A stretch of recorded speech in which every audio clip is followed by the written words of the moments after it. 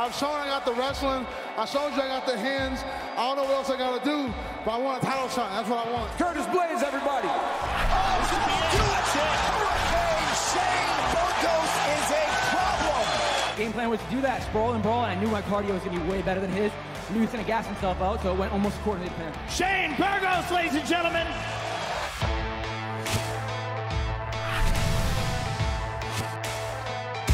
Welcome to UFC Unfiltered. Please tell me that's on video. I've never been happier. I'm made for a fucking podcast. That's dangerous. Listen to me, we're at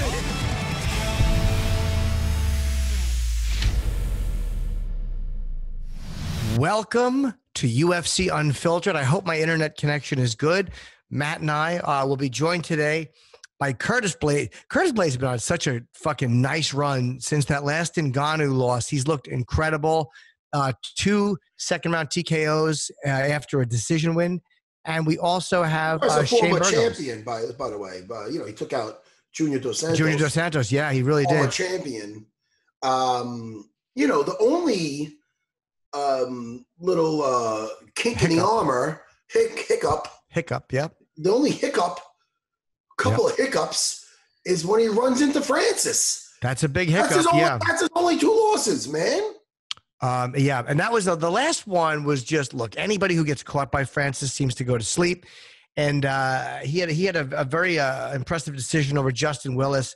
Abdurakhimov, he stopped in the second round as well.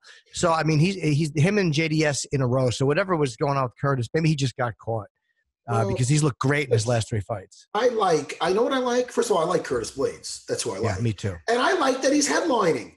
He's an entertaining fighter. Think about that elbow that he took out Overeem with. Oh, let me refresh your memory, Jimmy. Yeah, he took him down, he got in his guard, and he dropped the most nastiest of elbows. Yep.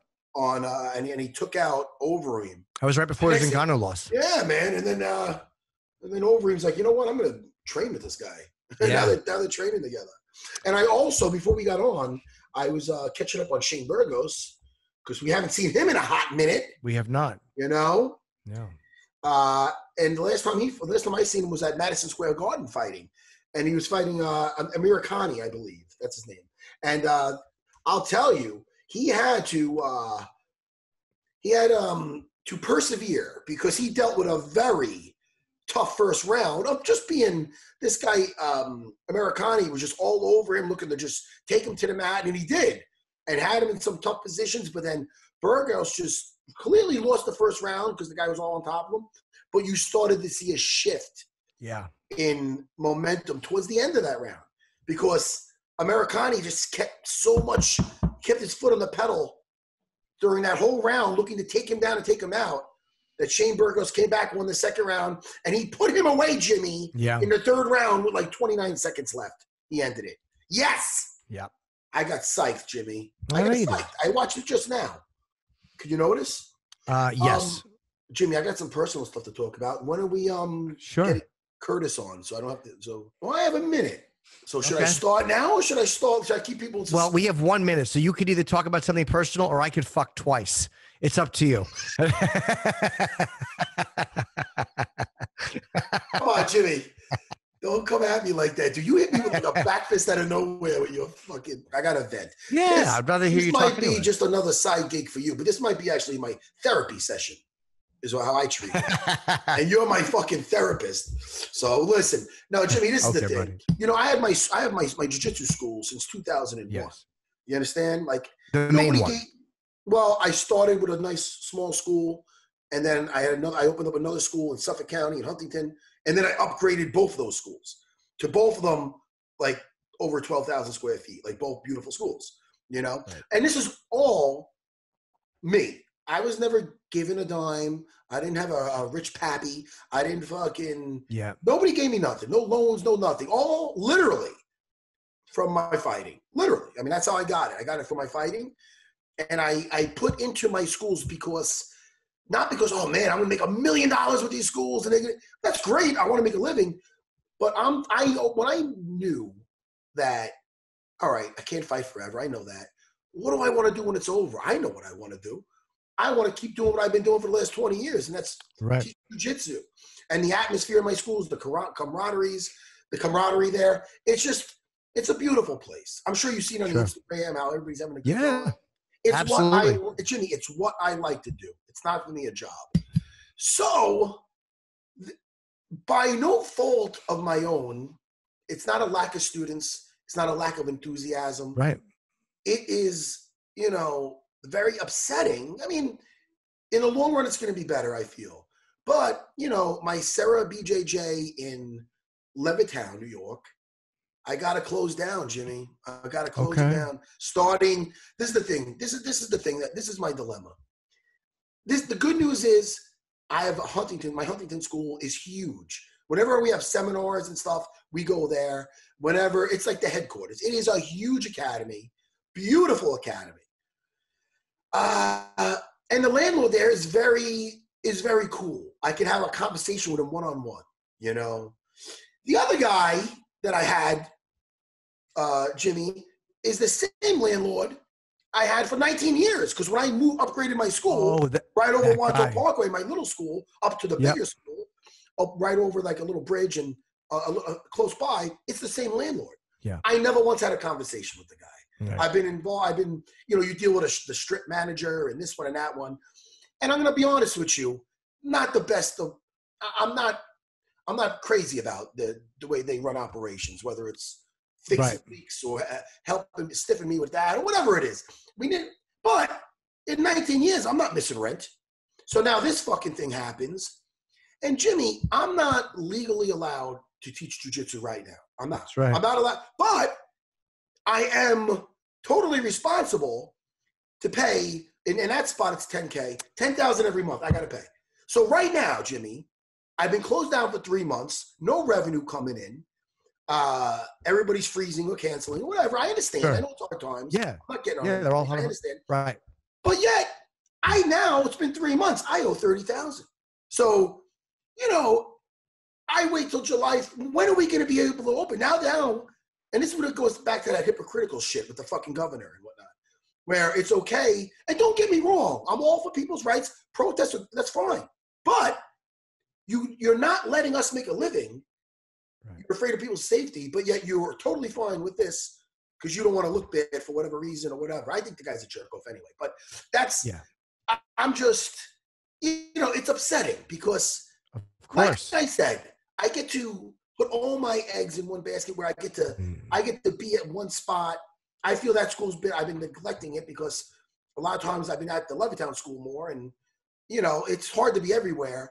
Sure. But we still have a home is what the good news is. But, I'm calling my old school guys today and yesterday, and I got to let them know, man, because you know why? You get a lot of memories there. Yeah, of course. And I got guys who were with me for 19 years, man, for 15 years, for 10 years. And they've all so they're so used to like that being their home. But this is the analogy I'll give. Jimmy, the great movie.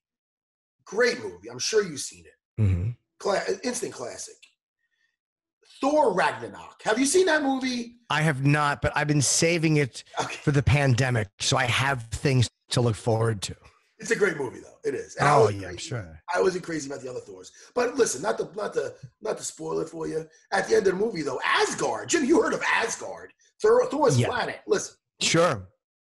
Spoiler alert! It came out fucking 5 years ago, but spoiler alert: Asgard at the end of the movie ruined, blown up. So all the Asgardians got on a fucking big spaceship and a home. And then Thor had to remind them, hey, man, listen, I think it was Thor who said it. Asgard is with its people. You understand? We're the people. Right. That's it. So Sarah BJJ, don't feel like, oh, man, oh, no, hey, man, listen, I don't know when the fuck we're opening. And I owe this guy $30,000. Right. I'm going to wait 3 months, and I'm going to owe him $60K. Fuck that shit. Matt, let me ask you a question. I don't know the answer to this. Jenny, I feel like I'm getting bent over. So I'm like, wait, they don't give you a break on the rent. Like, I know with kicking people out. No, they don't give you a break knowing. This is the break. The break is that I don't have to do it in a lump sum. Let's say I have to pay it off over 24 months. But still, I'm still getting in a fucking hole for $30,000. and I have to pay that off. So it will up my monthly rent every month. I see, yeah. Yep. Not to mention, after what we're going through, one, I don't know how long we're going to be closed. So another 3-4 months is another 30, 40 grand. I mean, so what am I going to owe this guy? I got to. So there's that. And then when I do open up, I know people are going to be wanting to train, but it might take a hit. So, I mean, for a little while. Those schools, am I going to be spending $21K a month? Or am I cutting my shit in half and saying, you know what? I got a guy at least. Listen, I know I haven't been in the business in the building over at Huntington either, but that guy I could work with. All right, you want to work with me? All right, here's a thing for half. I cut that guy a check for half I owe him. It's still a lot of money, and I'm not even in there.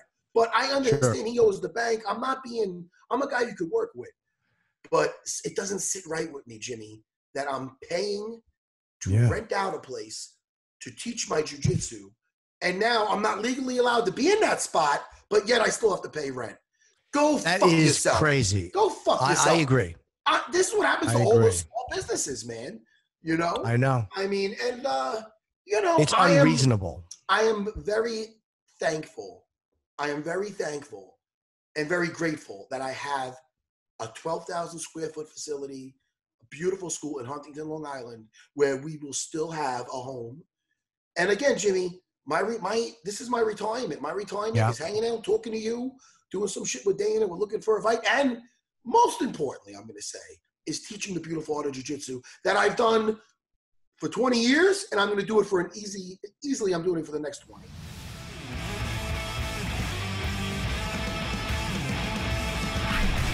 What's up, Curtis Blaydes? It is hot. Looks hot. Yeah, it looks awful. Now, is the mask makes it a lot worse, right? When you're in public and you got the mask on and it's 105 degrees? Yeah, it is scorching right now. Now, you got to wear the mask the whole time on the plane? I didn't. I went to sleep with my mask off, so it didn't bother me. Yeah, man, you feel like you're suffocating with that shit. I hate it. Yeah. No, I only wear them when I get in the Uber. I know the Uber drivers, they make you wear it. So I get that. It's for them, and it's for me also. So I respect that. But besides that, I'm not wearing the mask. Hey, listen, I am so excited. Congrats on being the main event, man. This is huge, dude. I'm excited. I want you to get that shine, man. I love watching you fight. Thank you. I appreciate that, man. It means a lot. You've looked really great, Curtis, too. Sorry, you've looked great since the Ngannou fight, which, again, you know, most people Francis catches. He has the ability to hurt. You've looked so great since then. Did anything change for you after that? Or was it just he caught you with a shot and that was it? Yeah, he just caught me with the caught me in that button. You know, I haven't changed any of my game plan since that. Honestly, I believe had he not caught me, the game plan would have worked. The boxing, the movement, the wrestling, it would have worked. It just didn't get an opportunity to like implement it. Well, you must feel great about the TKO stoppages of two really good fighters, JDS and Abdurakhimov. I mean, those are tremendous guys, and the decision over Willis. You've looked really great. Thank you. No, I'm very proud of my victories. I feel good. I feel like I've been growing in my striking. I've been growing in my footwork, and I've been able to put it on display. I love it, man, because not only you're dangerous. I mean, guys are gonna watch your fight with Overeem. I'm sure JDS probably saw that fight. He's like, all right, look, I just can't get taken down. I'll be all right with my boxing. But you got heavy hands, man. It's not like you're a one-trick pony. So now guys are worried about getting that elbow from death. That you did to the elbow of death that you did to Overeem. That they don't want to get taken down, and you're blasting them standing, man. They were waving at me. I mean, I think they were saying. Tell your guys to shut up over there. No, I'm only kidding, Curtis. What is that? Your friends? I think after me beating Junior the way I did, people are gonna respect my hands, which is gonna open up the wrestling back up again. Because now, when I pump fake with my hands, the hands are gonna come up. We have to respect it, and it's gonna make it easier to get to your hips. Yeah, do you like get sick of the grappler versus striker comparison, and it makes it seem like you're a one-dimensional guy, which you're not. I mean, hey, if someone wants to view me as a one-dimensional fighter, that means he's only going to be defending half of my offense. That's fine with me. Hey, I'm going to beg you to respect my hands. If you don't want to respect me, you ain't got to respect me. Hey, that kind of philosophy got me a fucking title, Curtis. They thought I was a jiu-jitsu man. You understand? You're so devastating with your grappling. Let them think that, man. I mean, JDS is a powerful boxer. Yeah. You know, and he's got a good chin. Now, listen, Curtis, I always say it, and it's not exactly something I came up with, but, you know, styles make fights. And you have Stipe going versus DC again, which is something I'm looking forward to. But I'll tell you right now, I would love to see you fight either one of those guys. I think would be amazing. You're like, yeah, no shit. How do you think? I was going to ask, who do you think you match up better with? But first of all, how do you think you see that fight going? Well, I mean, we've already seen both ends of the spectrum. We've seen DC get the knockout. We've seen Stipe get the knockout. So honestly, it really depends on who's going to be the aggressor. They both already had a couple rounds with each other. They both already held each other out. They know their distance. They know the strength of the other guys. So I can't get in their heads. I don't know who's going to be like, you know what, I'm going to bring the fight to him. But I think that's who wins. Whoever just comes out harder and applies pressure early is going to be the one that wins.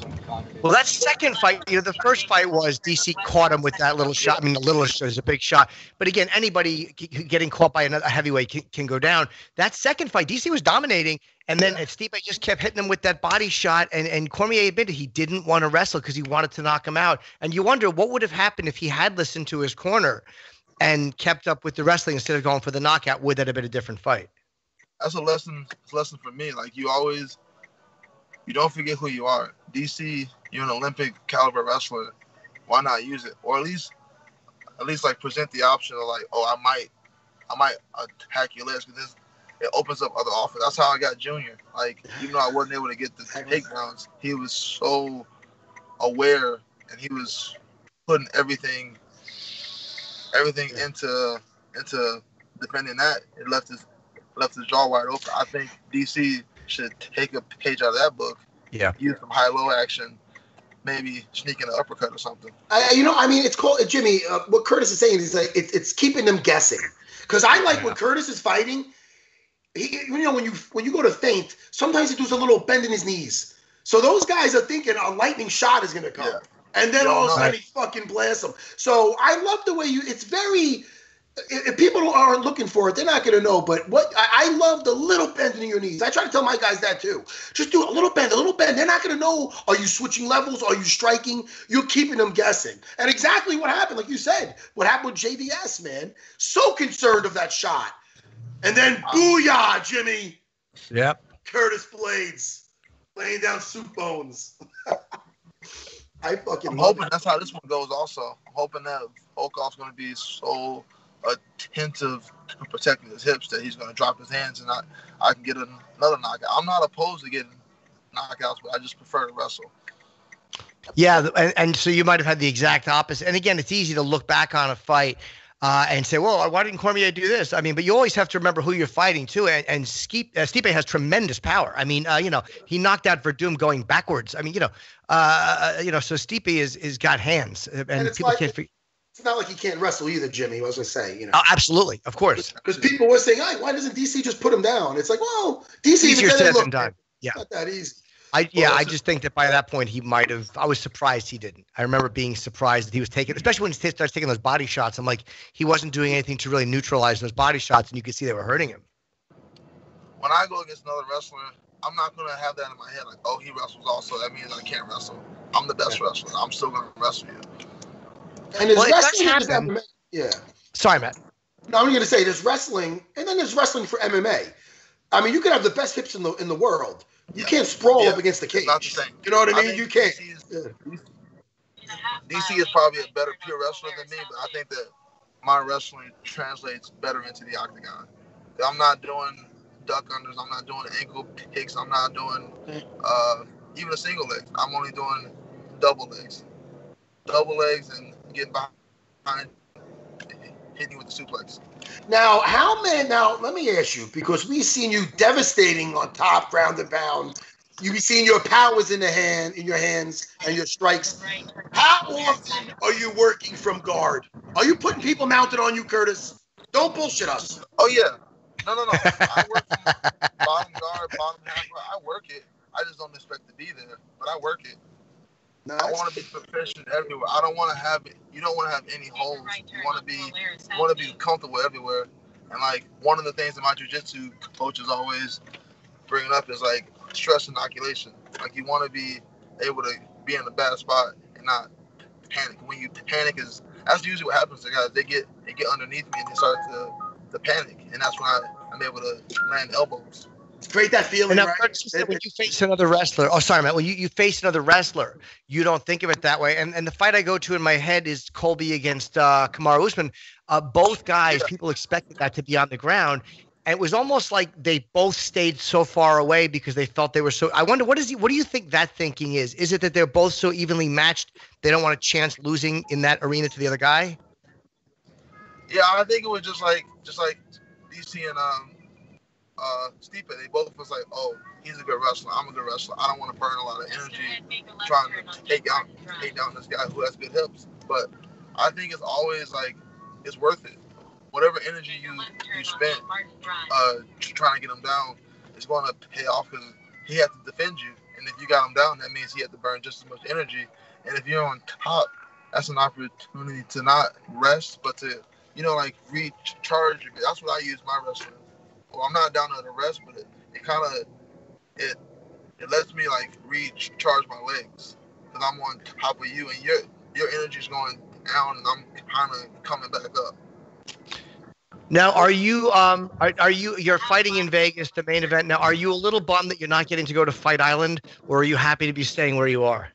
I went to Abu Dhabi last year against Abdulrahimov. It was a dope experience, but it was hot in August. I can only imagine how hot it's going to be in July. Right. So you're in Vegas. You're happy for where you are. Well, listen, man, we love watching you fight. You've looked so great. And even before the Francis bump in the road, you had, I think, 5 wins in a row, and plus so you've looked so great. Just, one. There's only two hiccups. That's it. Yeah. We make an example of this guy and an example of the other guy. We're back in title contention. I see one real hiccup because the first one was a doctor stoppage, I believe. Am I correct? The first, even that. Yeah. So I wanted that last round. They just wouldn't give it. To me. I wanted that last round. I think he was breaking. He was so tired because I took him down twice. He got up, but he had to burn so much energy getting up. I knew that last round, if I could get him back down again, I could have held him down the whole round, and maybe I could have won because I know the courtyard. Some people had it 1-1 going into the third. I could have won that last round, and that changes the whole trajectory of my career. I take that back. One hiccup. Yeah. You're right, Jimmy. You're right, man. Stoppage is a doctor stoppage. Yeah. And I love it because, like not to beat a dead horse with it, how devastating Curtis is on the floor. He never looks desperate to get it there, and that's crucial. You know what I mean? So, hey, man, I can't wait to the fight this weekend. Yeah. I'm looking forward to you in the main event. You deserve that type of spotlight and that kind of showcase. And I hope you shine, buddy. Yes. Thank you, guys. I appreciate it, man. Okay, Curtis. We'll talk to you again, okay? Take care, Curtis. All right, be well. All right, buddy. Be good. Okay, man.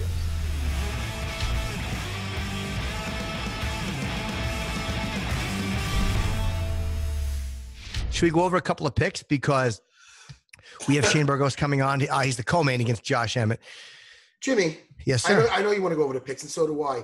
What I did earlier, though, and I was about to tell you, but you. Oh, yes, you are. Please. We had better news. Shane Burgos, yes, whose only loss in the UFC comes from the very dangerous Calvin Kattar. Okay, that's his only loss.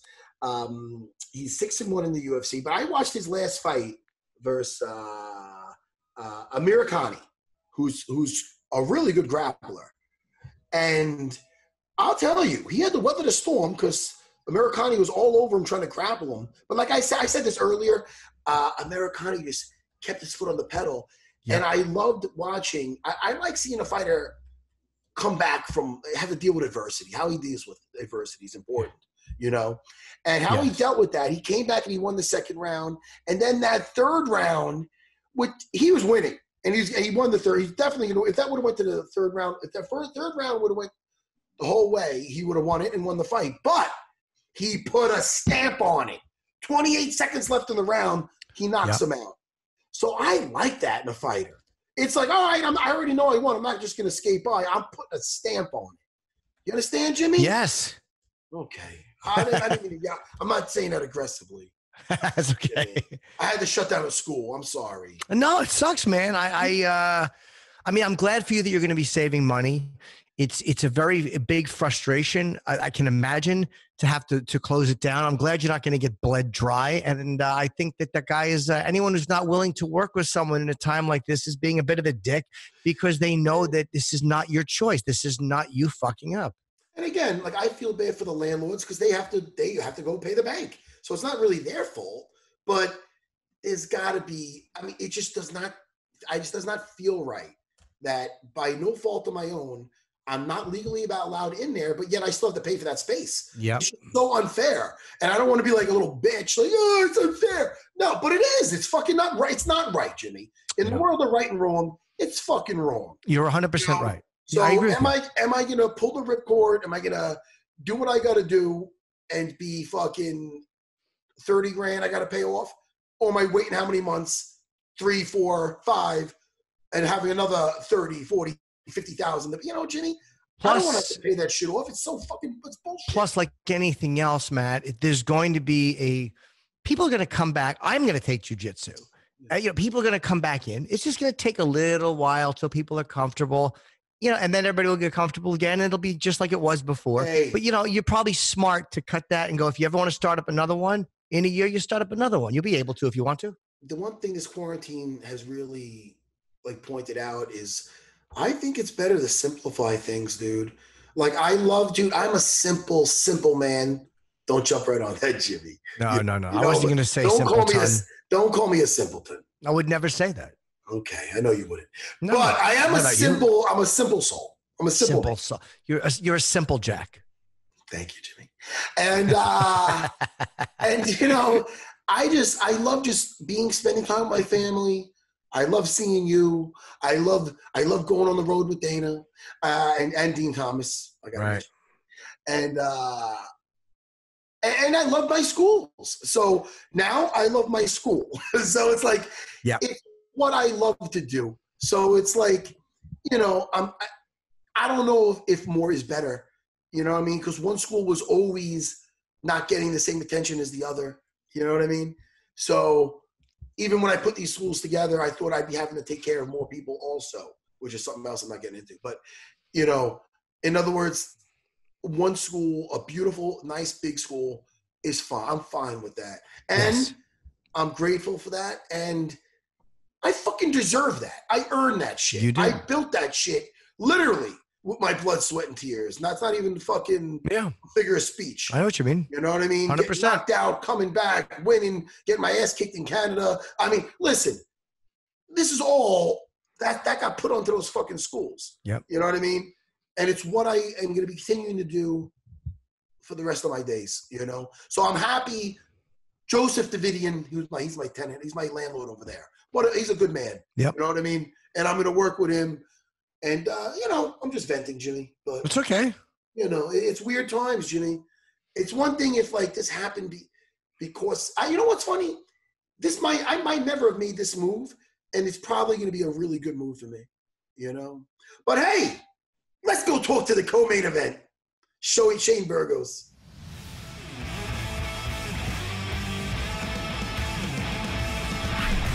Hey, Shane. I'm excited for your fight, and for a guy 6-1 in the UFC, only one loss to the very dangerous Calvin Kattar. Again, we want to give you a spotlight, man, because you're a hell of a fighter, dude. Thank you. I appreciate that. This morning, I was just telling little Jimmy Bird, I watched your last fight with Americani. Okay, and let me tell you, a lot could be said about a fighter when you see him just steamrolling guys, Yeah. But I like seeing how fighters deal with a rough round, deal with some adversity, deal with getting cut and then taken down where you over and over, but not getting discouraged between rounds, going on to win the next round. And then, like I told Jimmy earlier, putting clearly ahead in the third round with Americani, you have the fight in the bag, but you put a fucking stamp on it, Shane. That's what I like. That's what Tiger fucking Schulmann likes. Exactly. That's exactly what I want to do. I knew I was up on the scorecards, but fuck that. I'm not trying to win. I'm not trying to get like skate by on the decision. I wanted to like you said, put a stamp on that one. And also, I want to give credit to Danny Schulmann, you know, and his brother Ron, right? Those guys, they don't get enough credit for their corner work. I like seeing Danny in the corner because he gets very animated, kind of like myself, you know, and it amps me up. I fucking love it. But it must be like a tri-state thing, honestly. That's what I'd say. And a New York, New Jersey kind of thing. It's so funny, you guys do corner kind of similar. It's funny. And it's funny. Sorry, are you you're in a casino right now? No, I mean, we're in the what is it, Planet Hollywood Mall. But the mall. That is an indoor sky. Because I'm looking, I'm like, the sky, where the fuck is he? That's a weird dusk. And you are in. Okay, that makes perfect sense. Yeah, all right. But the entire mall is fucking closed, so we're just walking around like aimlessly right now. Just something to do, yeah. Shane, they let us in, but. Yeah, this is your first time fighting in Vegas. Is it your first time actually in Vegas? No, I've been to Vegas a bunch of times. I was just here back in March, right before this whole COVID shit happened. But this is definitely my first. This is my first time fighting outside of the Northeast coast. All my fights have been in New York, New Jersey, Pennsylvania, Boston, and I had one in Ottawa, Canada. This is the first time I'm really anywhere outside of the Northeast. There's somebody else too, Matt. Who did we just interview on Monday? It's their first time fighting in Vegas. And honestly, it's not a bad time, it seems, because the distractions that Vegas would normally provide, which I don't know about you, but I'm a weak man when I'm on the road. And the distractions work on me. You don't have them there, so you kind of have to focus on what you got to do. Yeah, exactly. There's not much to do besides this kind of stuff. We're walking around aimlessly.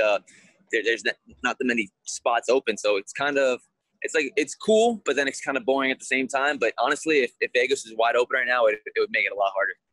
It would, yeah. Like the Crazy Horse is it's a fun distraction. The places like that. Now, what did you go for in March? Was it a bachelor party or just a vacation?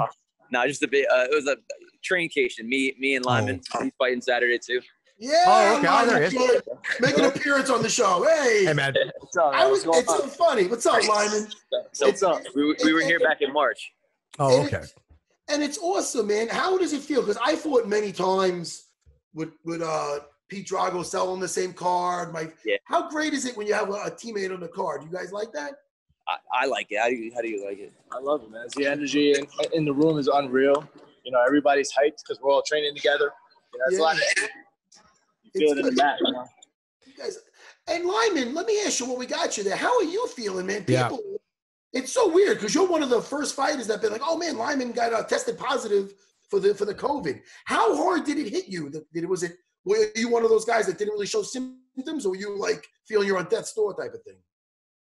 It did put me out of commission for a few days. Honestly, I didn't have the cough and you know all the symptoms that everybody was talking about. So that's why I was confused. I just kind of chalked it up to at the time I was training for the Bilal fight originally.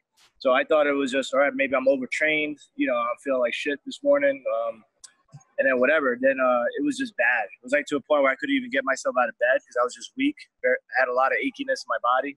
But honestly, man, after that, like it just felt like a really bad flu. That was it, man. Okay. I was back from it. And I was just ready, you know, as soon as I got the negative test results, I was ready to go back into training and, you know, get back out there and do my thing. Aren't you happy you've been through it already now? Because like the rest of the people, everybody's kind of panicking about it, but you've already been through there. You've seen what it is, and now you're kind of on the other side of it. So you have to worry probably a little less than other people do. 100%. I think there's this fear factor of it. You know, when you don't know what it is, what the enemy is, you're more afraid of it, right? So there's all this craziness and all this hype about the virus going on, and you know, through the media and the news, we're just hyping up the fear effect of it. But since I had it already and I beat it, it really wasn't as big a deal as, you know, they make it out to be. Yeah, they're making it out to be. Then, you know, I'm walking around like it's normal, like it's fine, you know. But yeah. Now let me ask you. Now people are more. They know what's going on more. You know what I'm saying? Yeah. But in the beginning, when this first happened, were people treating you like a fucking leper? Be honest. Did they not want to go near you? How was it? It must have been weird. You know what? The surprising thing happened was after I got the virus, I went public with it. I started getting a lot of messages from people who actually had it as well, and it was surprising to me. It was surprising me to hear the stigma of the virus, or if you had the virus, the stigma that came along with it. a lot of people were like, yo, you know, I'm glad to hear you beat it. I also had it. But they were kind of like almost like scared to let people know, you know, like it's cooties, like you don't want anybody. Yeah.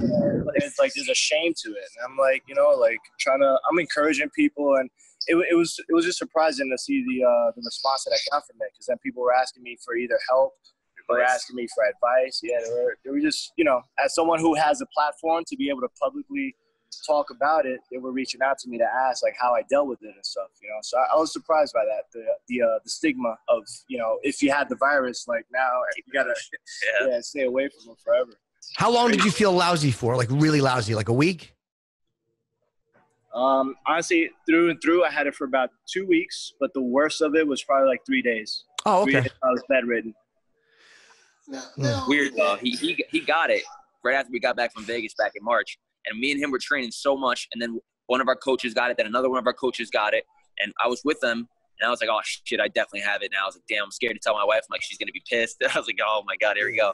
And nothing, no symptoms. I got the antibody test, nothing, never had it. So it's just weird because if it is so contagious, like, he got it, and I was grappling, wrestling, just sparring with him, and I didn't get shit. You have kids? You have kids, Shane, or no? Yeah, I have a daughter. How old? She's 3. Ah, that's cute, man. I got 3 daughters. Yeah. Well, I mean, I would always be scared of like, because me, I don't give a fuck, but my wife would be like, oh, but our daughters, they have respiratory issues. And you know, but listen, man, I don't know. I think a lot of this shit's, I mean, listen, I don't want to downplay it for people that are like, yo, I lost an uncle or some shit. Exactly. But I think a lot of shit's fucking political and whatever. I completely agree with you. I don't want to hurt anyone's feelings in that sense, but I completely agree. Kind of in the same boat where I'm like, you know, I'm like in a weird boat actually, because I had it. I'm on the other side of it, you know, the other side of the fear of it. And, you know, even then, I'm still sometimes I got to be wary about what I say and around who, because people have lost family members. You know, I lost my dad a few weeks ago. Oh, sorry. Sorry, man. Thank you. He had respiratory problems, like what you're saying before. But of course, they're gonna rule it as, you know, it's COVID or whatever. It's fucking crazy. It's like he just wasn't healthy. You know, my dad wasn't a healthy person to begin with, but it is what it is. You know, I just got to be. It's such a politically correct atmosphere that we're in now. You got to be careful about what you say. You know? Yeah. Was this totally unexpected, him passing, or did you guys kind of know that it might be happening? I feel like it was a matter of time. I knew he wasn't healthy. He drank and he smoked, you know, most of his life. So it was just a matter of when, I guess, you know. Do you guys teach full-time, or do you have schools, or are you just fighting? I teach full-time. I own a school in downtown Manhattan. So, so you're in a similar boat. You're on the west side, right? Yes, sir. So I started going to Jimmy's place on the east side. I just started, and your name had come up, but you were on the west side, so it was easier for me to go where he is. And I hope it opens soon. On 23rd and 6th. Jimmy's on 20. No, I'm sorry, he's on 23rd between Madison and Park. I'm on 22nd and 6th. But yeah, we're close by, close to each other. I just did online classes. You know, I'm trying to do as much as I can for my students. I want to give them a platform and, you know, give them an outlet to deal with all this crazy bullshit that's going on right now. So I've just been doing a lot of online classes, Zoom classes, trying to stay as active as I can with my students, you know, keep that connection. Sure. I did some of that. I got one of my students, Jason Rao, doing that. But did you with pure jiu-jitsu, it's fucking tough, man. Yeah, you got to strangle somebody. I mean, come on. Yeah. You know, when I open up my schools, it's not going to – my school now, I should say. It's not going to be with fucking masks. You're not going to be grappling with a dummy. We're strangling people. That's what we got to do. Otherwise, we're all bullshitting each other here. You know, I mean, who's yelling at you guys? You guys good? No. I see you guys looking – okay. We're in Vegas, and the gyms here are basically all open. Yeah, they are. Man. Florida too. Texas. Everybody's doing their thing, man. Yeah. This New York governor, man, this guy could take a. Florida's taking a little bit of a beating though. Like they're actually going through where they're like a little too open. Like they're getting a lot of people are getting a little bit too much. They're doing in Florida. Man, hey, listen, we can talk about the pandemic, all the fucking fucking virus all day long. Let's get back to the fighting now, really quick for both of you guys. It's funny, man. Tiger Schulmann, right, and from the East Coast here. Jimmy, I'm not sure. Well, Jimmy's actually a member now of Tiger Schulmann now. He's training with Jimmy Rivera. But it's funny because you'll see their marketing and you see how successful these schools are. They're all clean and they got the kids. But as I'm talking about as far back as I can remember with me cornering fighters, and it was a lot of times I'm in one corner and Tiger Schulmann's on the other. Always badasses coming out of Tiger Schulmann's. It's almost misleading because you look at the thing and you go, oh, look at that. It might be like a Mick Dojo. And I don't mean this the wrong way. It's not. It's not a Mick Dojo. Oh, you look at that and you're like, oh, that's very mainstream, or that is what that is. But I'm telling you, from day one, when I was cornering Luke Cuomo versus fucking, Nick Pace? He's a ref. Who? No, Nick Pace came in a little bit later. I'm Nick talking Cannon. No, motherfucker. Anyway, he's a judge now. He's like a judge for. I feel bad. I'm forgetting the guy's name. Might not even be Nick. But anyway, Tiger Schulmann always produced badasses. So I like now that they're finally saying that you see it now. Like, you know what I mean? You see it. Yeah, it's like how we did finally you guys get involved with? Is that your first school that you walked into?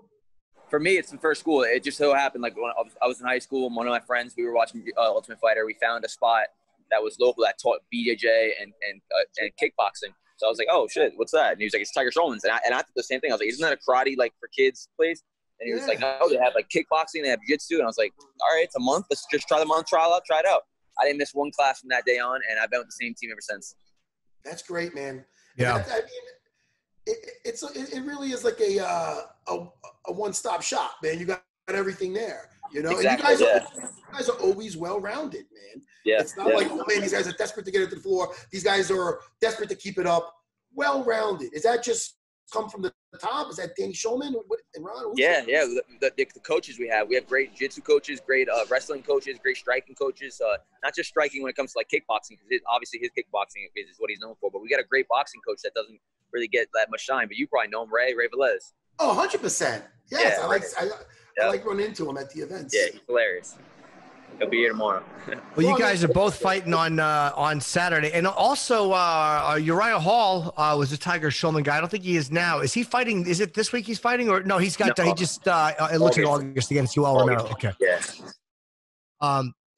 Josh Emmett. I mean, I know. Listen, you took out Cub Swanson. He's a big name. You took out Cub. You know, but Josh Emmett is probably the next guy that's the most popular guy that you're fighting. What is he? Is he ranked number 8? What is 8. Yeah. So he's ranked above you. This is huge, man. Yeah. Josh Emmett, he took off some heads. Yeah. So I mean, how are you feeling like knowing that you're going versus the guy ranked above you and a dangerous dude like Josh Emmett?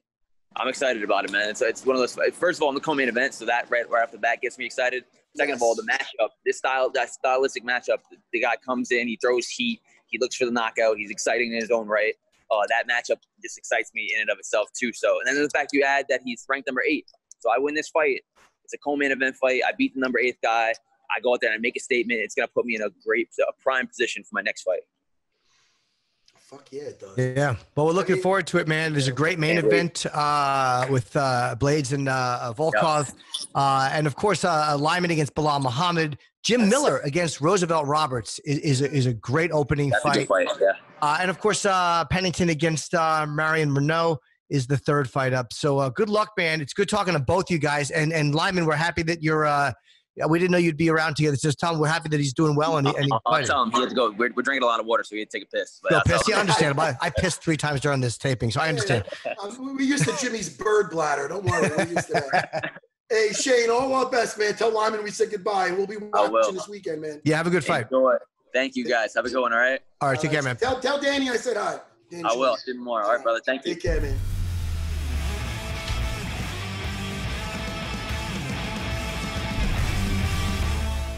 Jimmy. Yeah, I'm really glad because when I saw Lyman Good's name on the card, I was happy and that he's fighting, and it was nice to hear from him that he was doing okay. I say we do picks. I'm excited for this week. Now I'm amped up to do picks. Okay, let's. Oh, you know what? You're not as no, I wanted to do picks. Actually, okay, I'm going over them. Blaydes against Volkov. Can I just start off though, Jimmy? I just want to throw something at you here. The undercard, the prelims, are really nice, Jimmy. Yeah. Oh, yeah. Bobby Green, Clay Guida. Yes. Both guys never in a boring fight. Frivola, Frank Camacho. Fuck yeah, man. Steamroller is back. That's a very exciting fight. I'm looking forward to all these. Who was I just? Lauren Murphy against Roxanne Modafferi. I like Roxanne a lot because people always, because she's so nice. And she's you know what is the way her stance is, and she could be a little awkward in her like just her style, but she's efficient, man. You know, who did she just beat? Who did she just Matt? Who did she just beat? I'm sorry to interrupt you. Who did she just beat? And Antonina Shevchenko. Valentina's sister. I don't want to say that. Also, Macy Barber, she took out. That's who I'm thinking of, Macy Barber. Yeah. That's who you're thinking of. That is the most recent, right? That is the most recent. Okay, yeah. And people were counting her out. And then, know what happened? Macy Barber, who we like, her father is like, oh, he put out a thing, and I don't want to, the guy, I'm sure the guy's a nice guy. You kind of want to, he's going to go in the back for his daughter, but he's like, he gave like a little, he wrote down like a little, a pick-me-up speech or whatever, and he was in there saying, yeah, it's upsetting when you don't lose to a better opponent, but you lose to circumstances, something like that. I'm kind of paraphrasing, blaming it on an injury, and I was like, wah, wah, wah. Yeah. Don't do that shit. That was her first loss too. She was 8-0. Don't do that shit, Daddy. Don't do it. Do you mean me? Is that your nickname for me? Jimmy, that's what you say. It's not. Okay, I'm saying sure. You want to start top or bottom? Oh, Matt, come on. Jimmy. Let's Miller. That's fresh. Let's go. Jim Miller. This is a good fight. Roosevelt Roberts. You know why he fought at the end of May? Roosevelt Roberts. Let me see here. Because we just were talking about him. I don't know why I felt like we were talking about him 2 weeks ago. Maybe time is just flying by very quickly. But he had a good fight against Brock Weaver. It was May 30th. He second round submission, rear naked choke. All right, against Jim Miller, who is coming off of round one submission of Clay Guida and a decision loss to Holtzman. It's always hard to bet against Jim Miller for me. Roosevelt Roberts, 10 years younger. A hot young prospect versus the cagey veteran. This is what I say. I'm going to say, and sometimes I bet with my heart. I'm not going to lie to you, Jimmy. Sure. I'm going to be totally honest. And I'm an old school fighter. And I'm just old school. I'm going with Jim Miller. Okay. And I'm going to go by Jim Miller.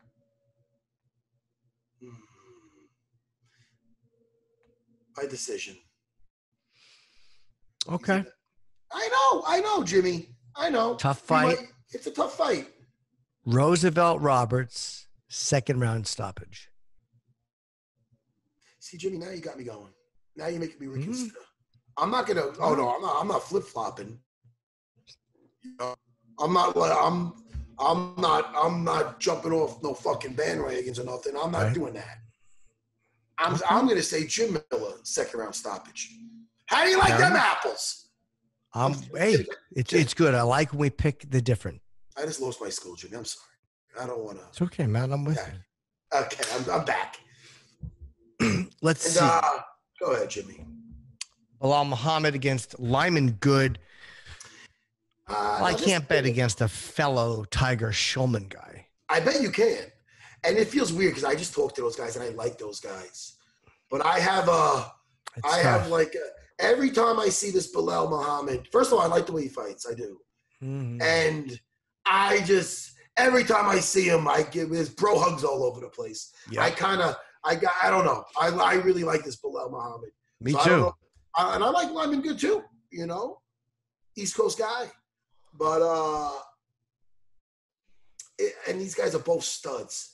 They really are like two fucking He-Man figures fighting in there. They're both made out of like granite. But I'm going to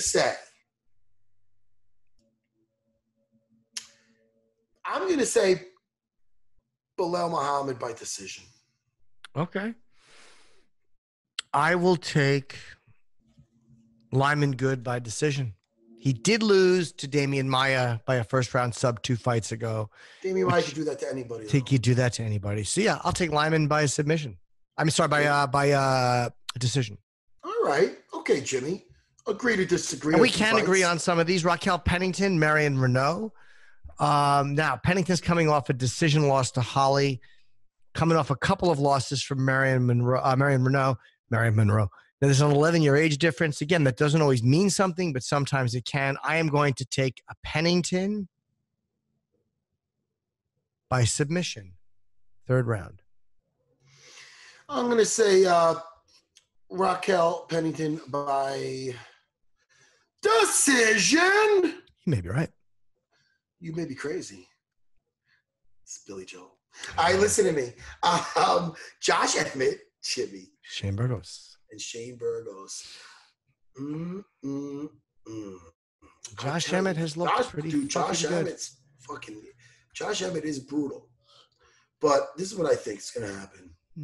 Shane Burgos, I mean, look, he's one of those guys a little under the radar, man. This is his, hey, I'm here. This is him. This is his coming out party over here. You know what I mean? This is people are going to be like, oh my goodness. He knows he's fighting a guy higher ranked than him. And he knows what this means. And meanwhile, Josh Emmett's like, all right, I'm fighting Shane Burgos. You know, I'm higher ranked than him. I say, I'm not, listen, I don't want to. That might not be how he thinks. That might not be how he thinks. And he is an alpha male. Yes, he is. This is a good one. There's a reason why this is the co-main, you know? But you know what? I know you're going with Josh Emmett. I'm going to go with Shane Burgos. I'm going to go with Shane as well. I'm going to go with Shane by what are you going to do? I'm going to take Shane by decision. I mean, Josh Emmett has been stopped. I'm going Shane by decision as well. Only because I think Josh Emmett's very durable. Yeah. Jeremy Stevens stopped him. Jeremy Stevens did stop him, but again, Jeremy Stevens stops a lot of people.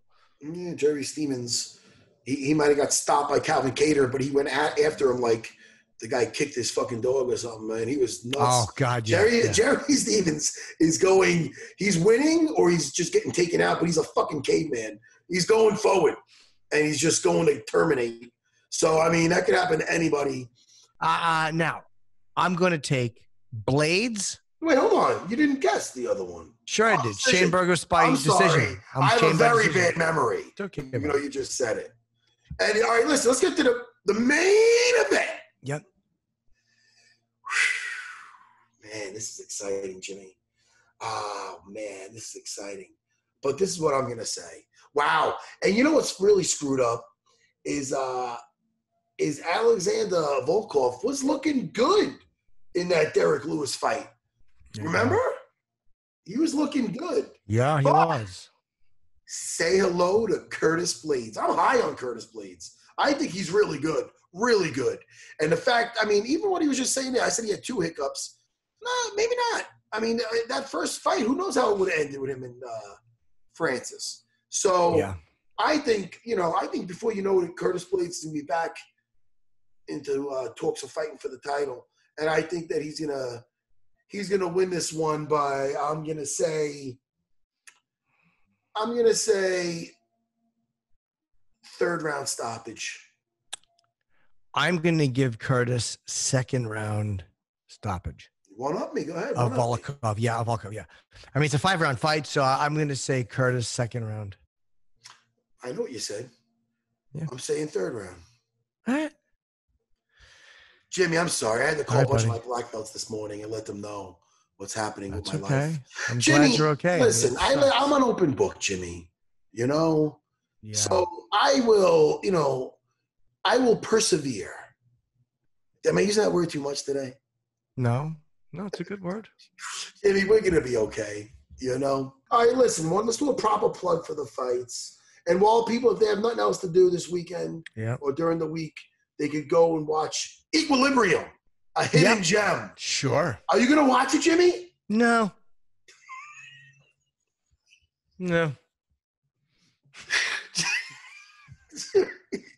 Why do you shit on my movie picks? I'm not at all. Well, why? What do you have to do? What do you have to do instead of you don't have 2 hours to go watch that movie or somewhere? You can break it up, watch a little, and all right, I'll give it a shot. No, listen, no, wait, hold on. No, don't give it a shot now. Fuck it. Don't enjoy it.